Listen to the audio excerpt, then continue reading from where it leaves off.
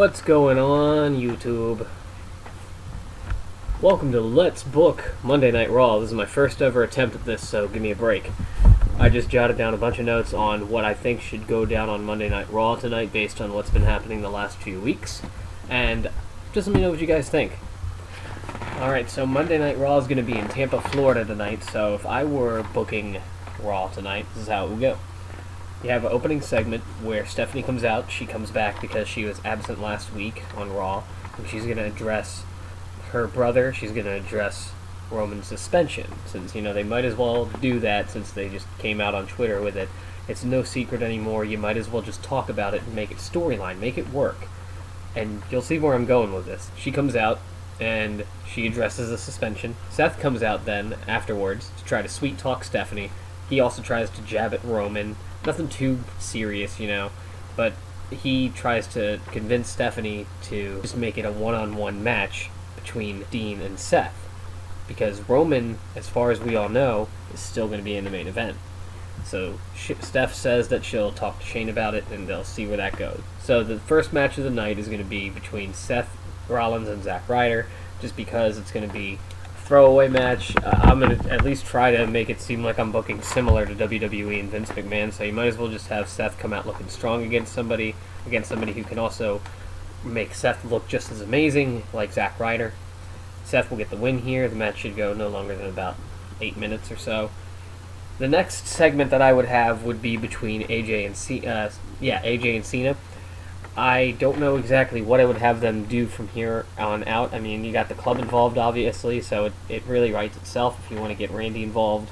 If you want to just have it be 3-on-1, however you want to book it, but just, you know, let AJ continue to be the dastardly heel that he is, and let him continue to be himself on the microphone, and I think that'll continue to sell itself very well. Afterwards, I would have Rusev and Lana come out, because I think you need to give Lana some mic time and Rusev a little bit of mic time. He's starting to come into his own as a heel. I would have them announce that they want to have a Rusev Open tournament for the United States title, and I think that Shane or Stephanie, whoever, can okay this. I think Stephanie can do that. Then you can have the combatants or the competitors in the tournament be Titus O'Neil, Sheamus, Apollo Crews, Baron Corbin, Dolph Ziggler, Darren Young, he'll finally re-debut in this tournament, Alberto Del Rio, and Kalisto. You can have those matches span over the next 2 weeks, and then you can have either the semifinals at Battleground with the United States title. That way it's sort of like an unfair advantage for the person fighting Rusev, or you can make it the title or whatever you want. So next, you get that match, the first match of the tournament, which would be Titus O'Neil versus Darren Young. I would have Darren Young win sort of heel fashion, make Darren Young great again with Bob Backlund. That sounds like a heel gimmick to me. So you might as well just have Bob Backlund come in and either interfere or do whatever. Darren Young wins and advances in the tournament. Next, you have another backstage segment between Shane and Stephanie finally talking about what happened.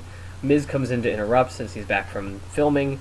Shane uses this opportunity, to take Miz out to the ring to discuss the Intercontinental Championship, which Stephanie is upset about because, you know, she wants to talk to Shane about, you know, you've been acting big balls. What's up, man? God, I really need somebody to work off of.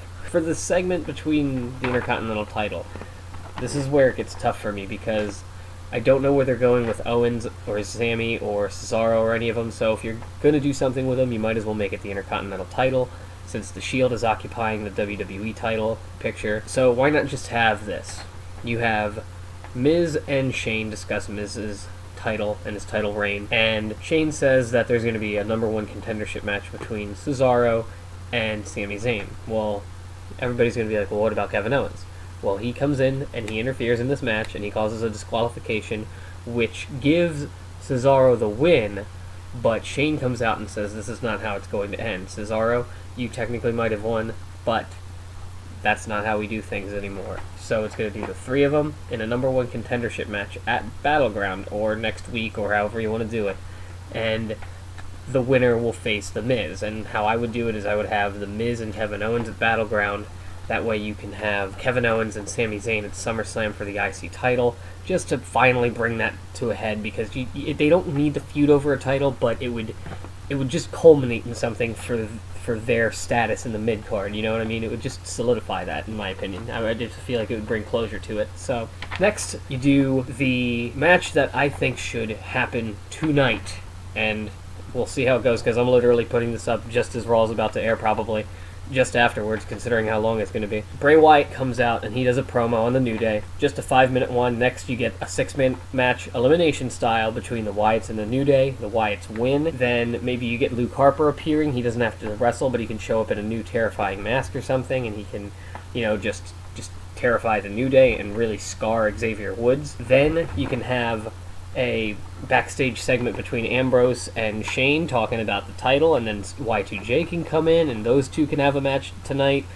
Again, this is just my brief, real quick, this is how you can make it at least interesting and keep people's attention, WWE. I hope you're listening.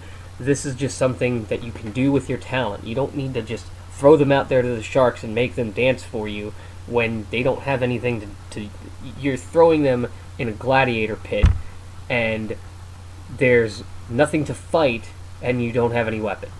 So everybody's going to boo you either way.